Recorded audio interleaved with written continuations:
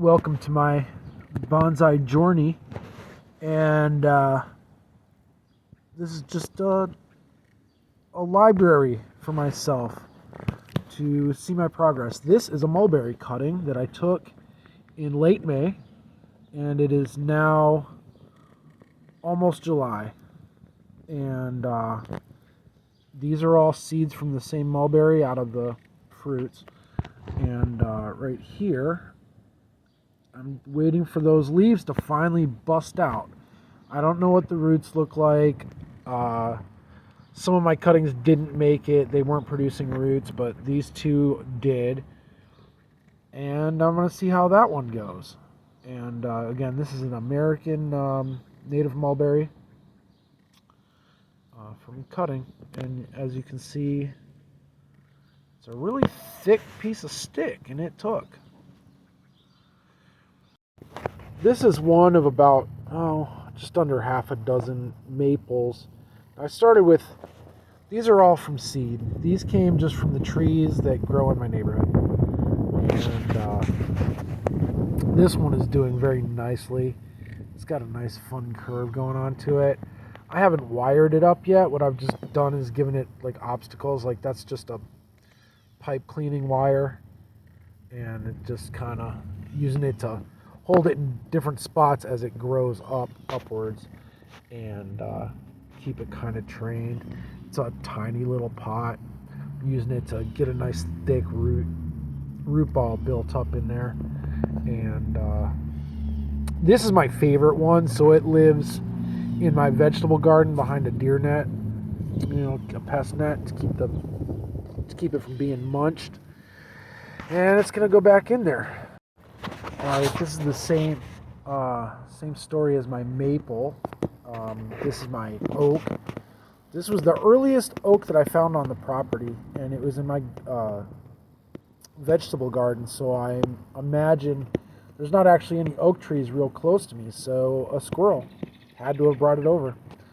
Anyways, this was the original shoot, and in the same year, this was in acorn this year, so I bent it over real far below the lip of the pot, and it shot this one up. And for a long time it was like a red color. It's now finally starting to turn kind of yellow and green, so it's headed towards more of like an adulthood. It's a pretty stout feeling one, but eventually it'll take over. Like right now you can still see this is the leader strongly, but now it's not the highest up, so this should be the leader. So next year this should be a lot thicker than this one, and probably double the height. And we'll see how it stacks up eventually into a bigger pot. And with it is my first experiment at transplanting some kind of moss.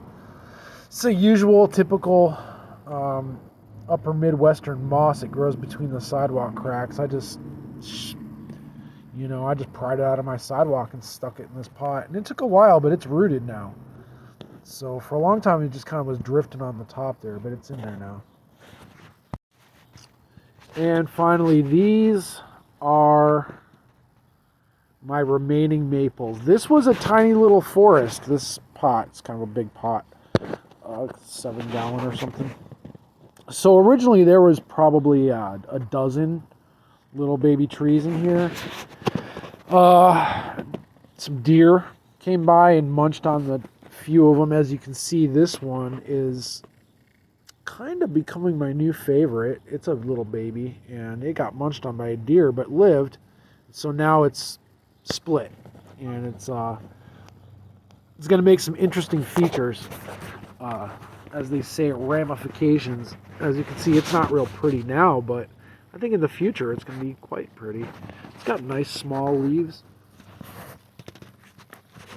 And this girl here, she's pretty weird looking. She likes to droop these middle two leaves for some reason, but she's coming in nice and green and getting kind of thick, so not much to say about her. She's cute.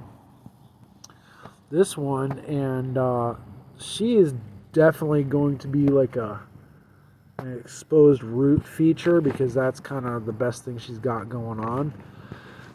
But I'm kind of babying her, not really going to stress her out too much because she's already kind of dinky.